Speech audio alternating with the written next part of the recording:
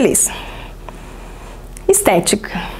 Todo mundo acha que estética é uma questão de gosto, e eu concordo em grande parte. Vamos olhar para a cor de slide, para fundo, tamanho de fonte e padronização geral de slide. Vamos começar com estética. Todas essas dicas, elas são muito importantes dentro do contexto. Conheça o lugar em que você vai apresentar. Né? Eu não sei se eles vão apresentar aqui. Ótimo. Então vocês precisam pensar se a sala é muito iluminada, se a sala é muito escura, se bate uma luz bem no meio do seu slide. Você vai começar a pensar isso.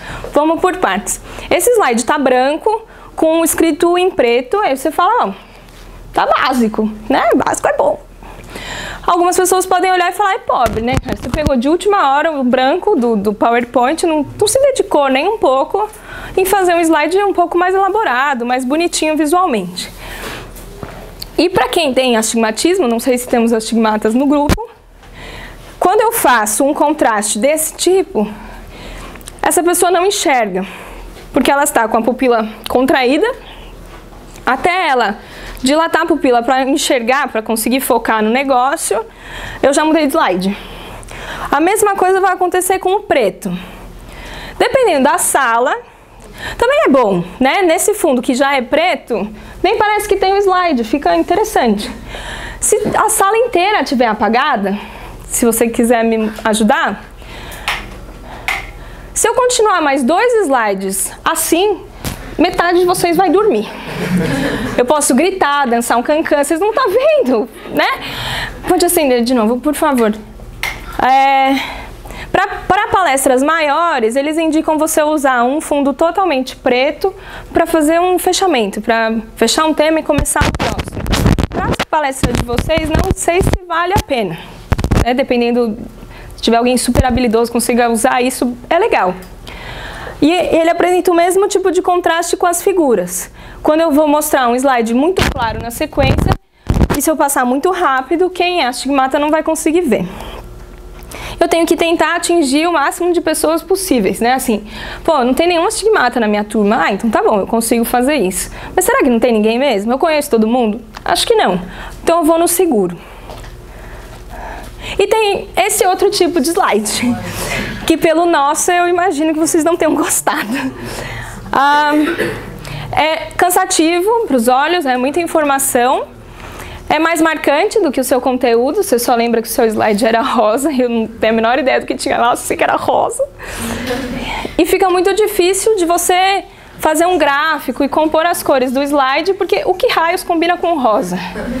Verde, né? Daí você sai da mangueira, assim, é um pouco preocupante. Aí você pensa, eu tirei uma foto linda do campo. É ela que vai ser o fundo do meu slide. Aí eu, que cor eu uso? Eu uso preto, eu uso azul, ó, o azul aparece. O vermelho, o amarelo, ou eu vou mudando ao longo da minha foto.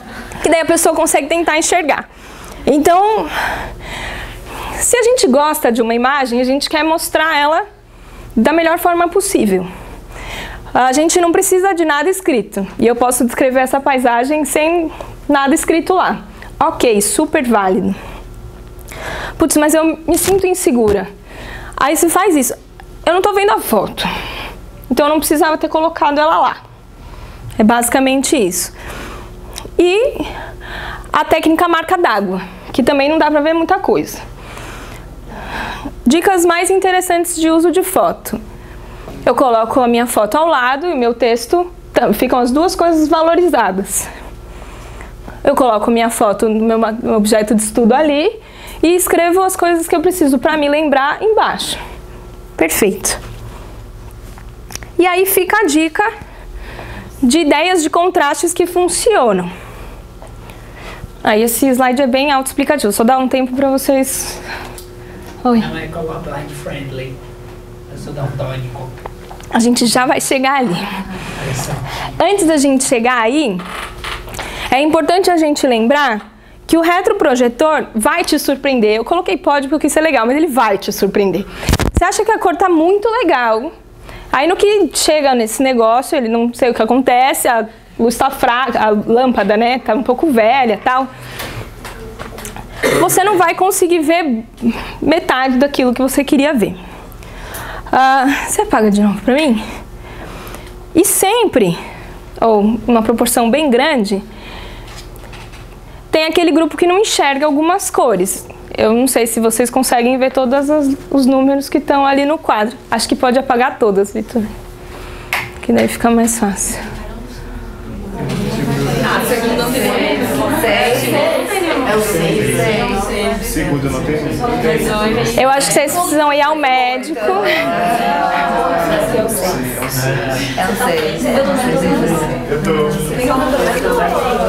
Eu não sei se aqui a luz está incomodando.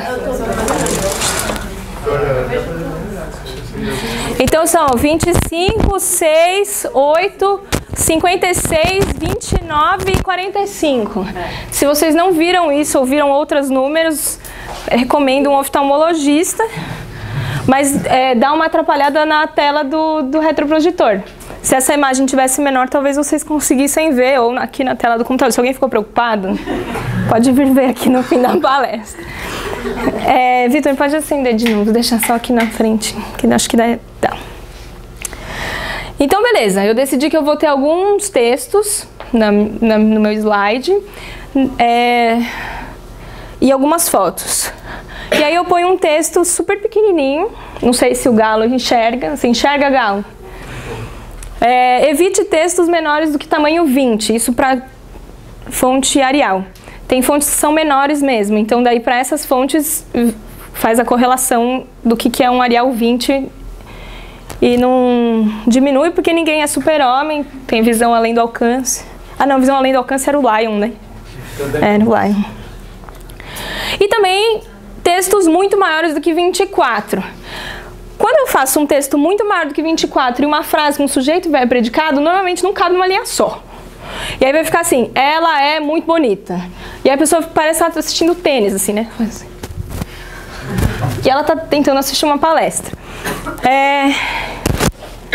Beleza, e aí fica a dica, vocês já devem ter notado, eu prefiro tópicos a frases inteiras. E aí a gente vai bater nessa tecla bastante. A apresentação oral e o uso da mídia está aqui para ajudar a gente a fazer uma coisa mais interessante. Se eu quisesse que vocês lessem alguma coisa, dava um papel para vocês, eu não gastava tecnologia para isso. Então, eu posso usar o máximo de fotos que eu tiver e mostrar imagens e fazer esquemas e abusar desse sistema tecnológico que a gente tem. Putz, mas eu quero pôr um texto. Ou vai ter horas que eu vou ter uma citação, enfim. Vamos falar de padronização. Tem gente que acha que ponto final é tipo confete. Que você joga assim, onde cair, caiu. Se não caiu, não tem problema, não precisava usar mesmo. Não é verdade, gente. A gramática existe por um motivo e eu gosto muito dela. É muito importante. Então, essa noção de estética mostra que você cuidou da sua palestra, que você estava preocupado com ela, que você respeita o público que está assistindo a palestra, tá? Se eu vou usar tópico, eu não uso ponto, porque eu parto do pressuposto que não é uma sentença inteira, então não precisa de pontuação. Eu quero colocar ponto e vírgula, então coloca ponto e vírgula em tudo e mantenha um padrão. Seja coerente com você mesmo. Beleza. Marcadores e numeração. Primeiro eu uso uma bola, eu uso uma estrela, no próximo eu uso um traço, aí eu uso um ticado. Aí você fala, mantém uma coisa só também, e numeração a mesma coisa. Posicionamento do título. Aquele título ali, eu que coloquei ele naquele lugar. Eu peguei a caixinha de texto, movi ela mais para cima e dei Ctrl C, Ctrl V em todos os slides para que ele ficasse exatamente no mesmo lugar. Senão o título fica assim. É ruim, né? Assim, de novo, demonstra que você não se preocupou com a sua apresentação. E a cor dos slides ao longo da apresentação. Ok, eu quero colocar uma foto de um slide inteiro. Nesse slide eu posso fazer um fundo que combine melhor com a minha foto, ou não precisa ter fundo. Mas para todos os slides da apresentação é legal que seja um tipo de fundo só. Esses erros, esses probleminhas, eles acontecem quando um fez a introdução Aí o outro fez material e métodos, e o outro fez resultados e discussão. Aí cada um fez um padrão, nos últimos minutos antes da apresentação, bota num PowerPoint só, num arquivo só, não olha nenhuma dessas coisas, e aí fica uma coisa completamente Frankenstein, assim, e daí fica claro para quem está assistindo que você fez em cima da hora. Perguntas até aí? Vocês já querem morrer? Ah, então tá bom. Beleza. Priorizem as imagens. A gente tem figuras, gráficos e tabelas. Nós somos visualmente orientados. Ok, pus uma imagem e é linda. Eu estou falando sobre os estudantes que participam da mostra científica, você não sabe se eu estou falando dos estudantes ou daquela fofinha que acha que a feira é importante, ou dessa moça que está mostrando um óculos novo que ela, sei lá, entendeu? Valoriza a sua imagem. De novo, eu não me sinto muito seguro. Então eu tenho lá um texto: machos de muitas espécies de invertebrados possuem armamentos usados em combates pela posse de territórios, por exemplo, os besouros. Bom, para começar, esse exemplo, besouros, não precisa estar aqui escrito. Eu entendo a noção de segurança que dá ter ele aqui escrito. Mas para quem está assistindo, a foto fala mais do que esse exemplo, esse escrito aqui. Se eu conseguir treinar, se eu conseguir ensaiar bastante, eu posso valorizar ainda mais a minha imagem e falar que animais possuem armamentos e disputam território. Eu falei não exatamente a mesma coisa que estava ali, e passei a mesma mensagem e valorizei a imagem para vocês. Ou esquemas. Então, aqui tem uma cadeia alimentar, tá certo isso? Obrigada, teia trófica. E aí aqui as linhas indicam a quantidade de energia que passa de um nível para outro, e eu consigo passar mais de uma informação, aliás, mais de duas, numa única figura. E aí eu exploro a minha figura. Eu falo, se meu contexto teórico é esse, eu falo que 10% da energia se perde em cada nível, e vou indo, me empolgo. Aí os gráficos. Os gráficos me dão um pouco de ziquezira. Quando você faz um gráfico no Excel, ele é assim. Ele sai exatamente assim. Desse tamanho, com esse tamanho de letra, com esse tipo de título e com uma legenda que é exatamente igual ao título. E num tamanho patético, né? O galo, que está lá no fundo, não está lendo nenhum dos eixos, provavelmente, e não está lendo a minha legenda. Já começou a ficar melhor, né? Eu já consigo identificar por cores. A minha legenda aqui repete meu eixo, não sei se ela precisa estar aqui. Os meus números aqui, eles estão todos com a casa decimal aparecendo, mas são todos redondos. Eu não precisava ter essa casa decimal aparecendo, e eles estão num tamanho bem pequenininho. O título indica exatamente o eixo X, o eixo Y, e ele é tridimensional. Eu fiz esse gráfico, fui eu que fiz, então eu sei, mas é só por isso que eu sei, que essa barra chega no 35. Eu tenho muita dificuldade de saber isso mesmo tendo feito o gráfico. Eu acho que atrapalha muito quando você coloca a tridimensionalidade, porque você perde qual é o nível que está chegando aqui. Será que é essa parte da perspectiva que bate aqui na minha altura? Ou o que é? Para ir ainda no tridimensional, mas só para melhorar um pouquinho. Coloquei aqui o que está sendo escrito no eixo Y e coloquei o tipo de medida, se é metro, centímetro, milímetro. Coloquei o que eu estou vendo aqui, que são os tipos de ambiente. Ainda estou no tridimensional, não gosto muito, mas acho que é válido para, né, sei lá, não sei. Eu não acho válido, gente, não consigo defender que é. Tirei as casas decimais, eu acho muito confuso, de verdade. Então eu prefiro fazer assim. Eu sei que parte da barra vai para o gráfico, eu consigo enxergar os meus eixos, mas eu tenho uma borda que eu não sei se precisa estar aí, e eu tenho um título que eu poderia falar, principalmente na minha apresentação. Então, além do que, né, tenho esse fundo que pode atrapalhar um pouco, aí isso já acho um pouco questão de gosto, ok? Gosto de coisas mais limpas, passa a mensagem mais rápido. E essas barrinhas são todas muito bonitinhas, né? Principalmente quando a gente usa essas barrinhas pretinhas aqui, ó. Elas podem significar muitas coisas. Não sei se vocês estão familiarizados com isso.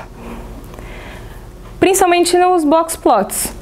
No box plot a gente pode ter a barra, essa barra fininha, representando o erro padrão ou desvio padrão. A caixinha pode ser máxima e mínima, ou pode ser o primeiro quartil e o terceiro quartil. Essa linha do meio pode ser média ou mediana. Se eu não falar isso para a minha plateia, eles vão ficar na incógnita. E eles vão ter que acreditar que a minha estatística é legal. Então, se eu quero apresentar, eu preciso explicar, tá?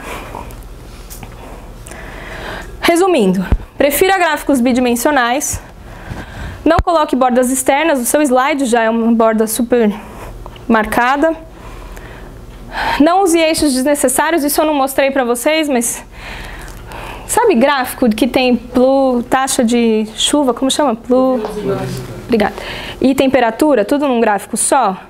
Precisa de dois eixos, né? Porque um diz respeito à quantidade de chuva e o outro diz respeito à temperatura.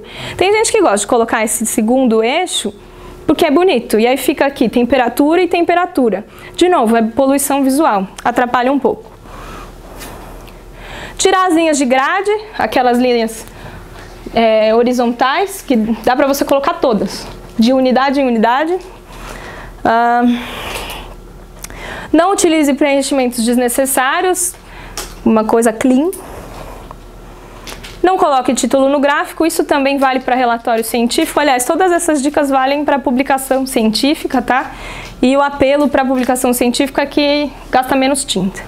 E para publicação científica não usem cores. E usem vírgulas nas casas decimais ao invés de ponto. Tem muitos programas estatísticos que saem com ponto na casa decimal. No Brasil, a gente não usa ponto para dividir a casa decimal. Façam essa mudança, de novo, você está se preocupando com a sua plateia.